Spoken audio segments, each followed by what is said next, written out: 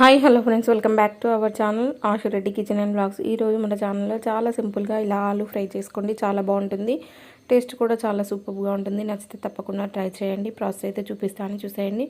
First అయితే ఇలా ఒక కడాయి పెట్టుకొని అందులో కొంచెం ఆయిల్, అలాగే జీలకర్ర, ఆవాలు, ఇంకా పచ్చిమిర్చి వేసుకొని ఇవన్నీ కూడా ఫ్రై చేసుకోవాలి. ఆనియన్స్ అయితే వేయకూడదు అనమాట, ఓన్లీ పచ్చిమిర్చి వేసి ఇవన్నీ కూడా ఫ్రై అయిన తర్వాత ఇందులో కొంచెం కరివేపాకు కూడా యాడ్ చేసుకొని, కరివేపాకు కూడా మంచిగా ఫ్రై అయిన తర్వాత ఇందులో కొంచెం పసుపు, ధనియా పౌడర్, అలాగే గరం మసాలా ఇవన్నీ కూడా వేసుకొని ఇవన్నీ కూడా మంచిగా ఫ్రై అయ్యేంత వరకు అయితే ఫ్రై చేసుకోవాలి.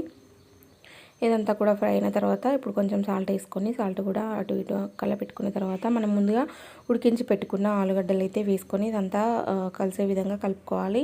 మనం వేసిన మసాలా అంతా కూడా కలిసే విధంగా కలుపుకొని మనం మధ్య మధ్యలో కలుపుకుంటూ ఈ మసాలా అంతా కూడా ఆలుగడ్డలకు పట్టేంత వరకు అయితే ఫ్రై చేసుకోవాలి. కావాలంటే సాల్ట్ వేసుకొని నేను మళ్ళీ ఒకసారి అయితే సాల్ట్ చెక్ చేసుకొని సాల్ట్ కూడా వేసుకొని ఇదంతా కలిసే విధంగా కలుపుకొని ఒక 2 నిమిషాలు అయితే ఉడికించుకున్నాను.